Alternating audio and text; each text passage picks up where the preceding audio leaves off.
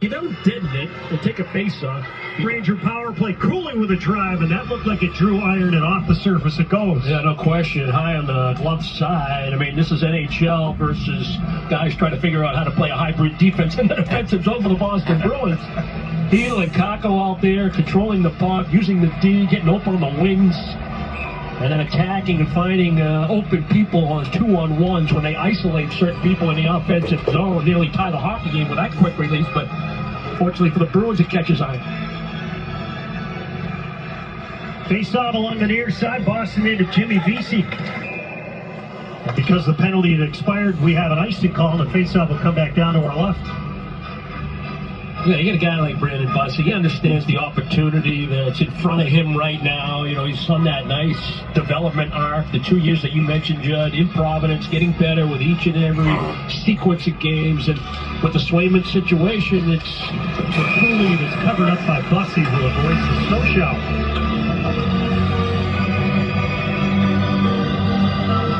The Rangers have such impressive year last year, didn't they, Judd? Record-setting for their franchise.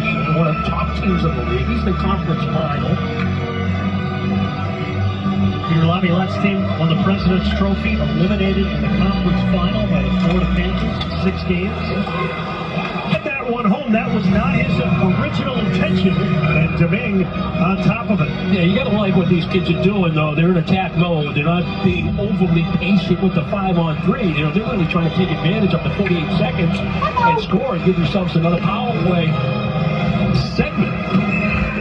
Sometimes you see teams that get a little too patient, they get a little too stationary. This group is on attack mode, trying to get shots, one-timers, not only from the... He scored, that might have been tipped out in front. We'll see who gets it.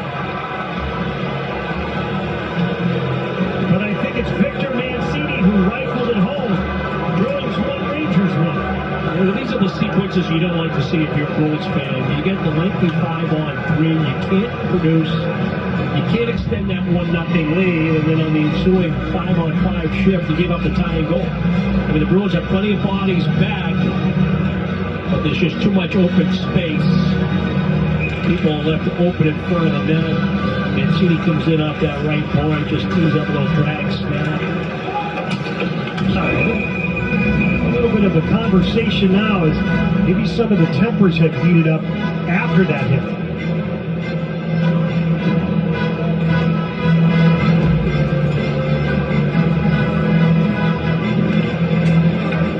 These two teams will meet one more time in preseason action.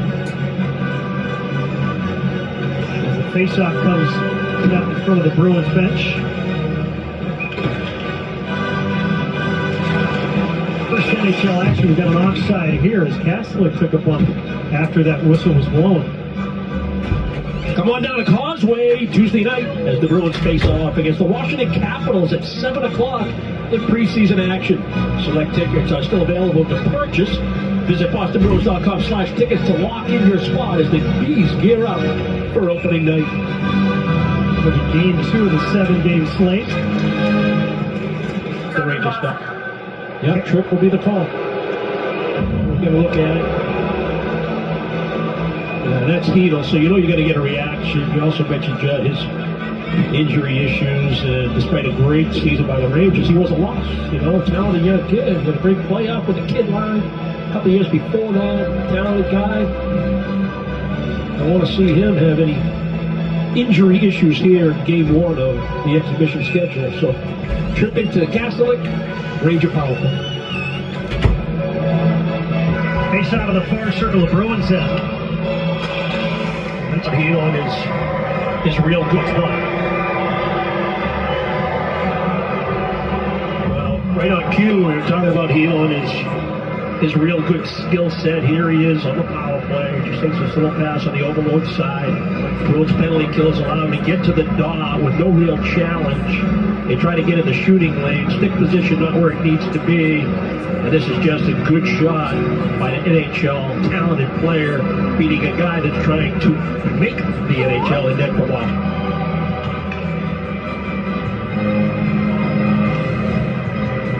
So Philip Hedl puts the Rangers back in front after Cole Koepke had opened the scoring for the Bruins.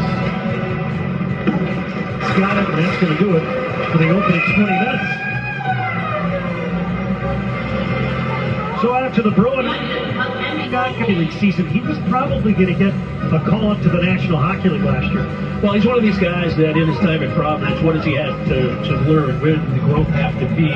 You know, I mean, he needed the physical growth, you know, size, strength, and understand leverage and how to take hits, how to give hits, how to protect body position, stick position, everything that a young player pretty much has to learn. There are the exceptions that come in. A Bergeron type that just knows it, just naturally knows how to play the game, and he really improved that aspect of his game, and still you don't want to, you know, take away any of that offensive creativity while you're learning how to play without the puck. And there seemed to be some growth in there. His offense was good. The numbers were real good a year ago, even though he didn't play the full season. Yeah, and the timing hurt. So he has an opportunity. You're hoping that he's going to be willing to ice the puck. Face off will come to the opposite end. Bruins down one. Second. Bruins looking to try to tie this here early in the second period. You can take the goals from anywhere. Patrick Brown knows that he's in a battle for a job. You know, he's a good organizational guy. He can do a lot of little different things for you. Good bottom six guy. Yet it's always there. He can be a good penalty killer. And if you can tuck a couple of goals here in training camp, it goes a long way to getting going. Nick Blanco's a pretty tough customer.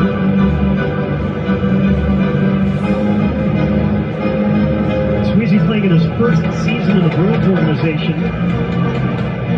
The last couple of years in the Blue Jackets organization. He played last year exclusively in the American League. 57 games in Cleveland.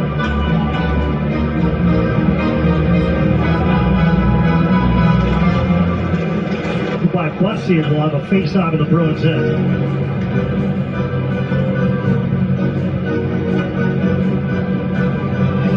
Played about 4 minutes here in the second. The score hasn't changed. Still 2-1 Rangers. As Hito will dig in. He'll take it against Beecher. Will be icing. Get an inside look at the latest Bruins news as they gear up for the 2024-25 season on Bruins Back to Work, presented by Cross Insurance. Get an all-new episode Tuesday night at 6 on NESN Plus before the Bruins take on the Washington Capitals here in TD Garden. Castlick leans in for the draw. I mentioned his dad, Ed. His grandfather, Pat Stapleton, started his NHL career as a pro back in the early 60s. He'll ricochet protected medic. Now, we haven't talked a lot about Mason Lohrei, one of the more experienced guys, if I can use that, in a Bruin lineup. Did a nice job back in the defensive zone. He absorbed a couple of hits. He waited for the help. The Bruins, they get some puck management going. Now they're out of their own zone. A little speed coming into the neutral zone. Beach just speeds it wide. Little pull-up, back diagonal. Last year to goal on tied at 2 here in the second period. John, you and Brooke having a conversation about Mason lines tonight. But side, and I think the Rangers may have got the stick on it, and that puck off the surface. Yeah, D-to-D pass on the defensive zone. This is two lefties back in trying to work this puck out while this move's going to come in from the weak side. Moves the puck along, but it's kind of like from the blind side. The net's in your way, the goalie's in your way when you look over your left shoulder. And then by the time you look over your right shoulder, after you slide the puck along, you take the hit, and it's off, and they got him. And they got him early in the game, and we thought it was a little late, even though there was no penalty on the play.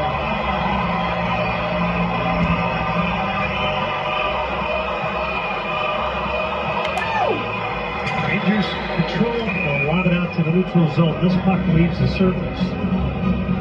Just over 2 minutes left here in the second period. They saw will come back into the Ranger end. What were the shots at the end of one? Was it like 10-10? Somewhere in that neighborhood. Rangers have a total of 13 shots. Boston's done a terrific job here in period 2. That's astonishing with the goal check. Another strong shift by the Bruins. They're dominating offensive zone time. Great forechecking game. They get the better of the legs. Using the deep, he gets a shot away. That you're not getting the glove side. More rotation in the offensive zone. But very close in range. Pretty good opportunity on a nice rotation play. They're valuing the puck. They're moving. They're creating all kinds of coverage issues for this Rangers defense. Tough way to start here in the third period. You don't get the benefit of what I thought was a executed into the period. And this hit here is not late by Brodzinski. By Kepke, but the way he hit him, they felt it was interference. From long range, far side. It sneaks by DiPietro. And Belzile makes it a 3-2 Ranger lead. Well, you talked about the importance of goaltending last year with Boston got off to the awesome start. Obviously, the elephant in the room is the Swayman contract situation. Other goaltenders are going to get looks here in camp. And this is just simply what you need to say. Belzile from below the dog, outside the dog. Well, maybe you're thinking he's maybe looking to make a pass to the top of the crease. So I got to be prepared for that, react. Maybe I can deflect. Second one right there to cover up. And the backhand feed from behind the goal line. DiPietro couldn't allow it, or try not to allow it to get to the top of the crease, but it gets there anyway. I mean, there's plenty of bodies back for Boston. And you get in position. Hoffman gets in there, attacks the net, takes the tape a little bit off the Bruin goaltender, but it's a nice reactionary stop, stays big, even though he's down. Keeps us a 3-2 game. The backyard against Makes up in the air circle, the Bruins then. DiPietro coming on halfway through the game. Brandon Bussey got that. Judd, if I could take a second, I grew up in Melrose, played my hockey in Melrose, high school hockey, the old Middlesex League, and I know we have fans everywhere, but I can tell you from my experience, that is the center of Boston Bruins fans, certainly my age group at that time. Anyway, we got a great fan in Reading. Reading, a great hockey town. Can speak to that firsthand. But we have a great fan that just had some serious surgery and just wanted to give a shout out to Martha Wishart and wish her all the Will be icing. The Bruins still have a minute 14 to work. Yeah, advantage Boston right now because that same group is still on the ice. They don't love it for the empty. They don't solve this thing away, especially a guy like Hoffman. He had 2 rushes on that right wing side of the ice. They spent some time in the offensive zone. They're gassed right now. How is Boston out there right to the faceoff circle? Oh, let's go.